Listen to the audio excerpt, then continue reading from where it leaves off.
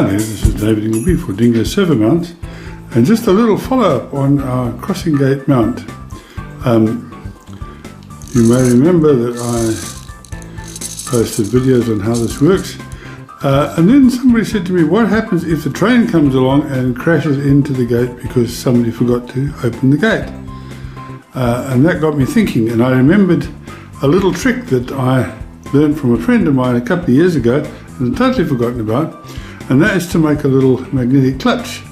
So if the train comes along, it just pushes the gate away. You can then reset it and carry on operating it. Now, how did I do this? Well, it's very simple. Let me show you.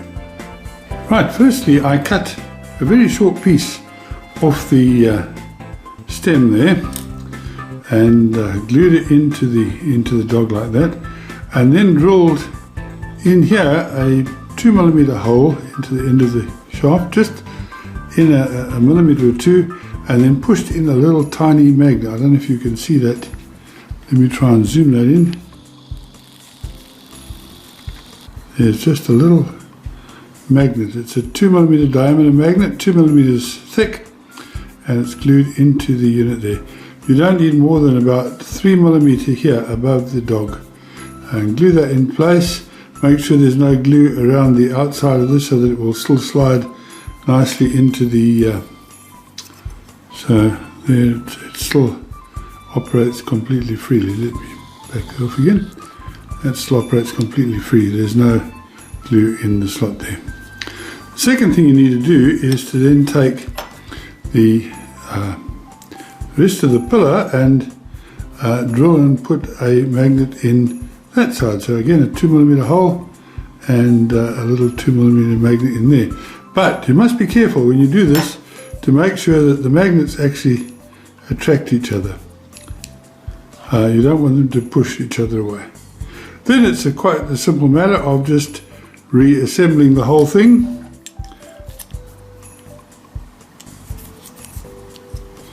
Put the dog in there, bring the motor back in,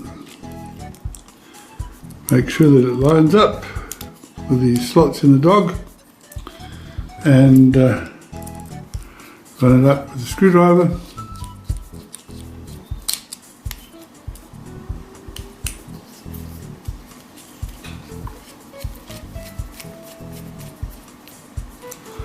And then you can drop the gate into the top and it clicks on straight away. Obviously if you hold it like this, there's not enough force there to keep the gate up, but if it's standing in a horizontal position, then it's quite strong enough to move the gate. And if your train crashes into it, it won't derail itself or fall from the layout and fall those many hundreds of scale feet to the floor and end up in pieces. So I hope that helps. Thank you for watching this. This is David Dingo. Bye.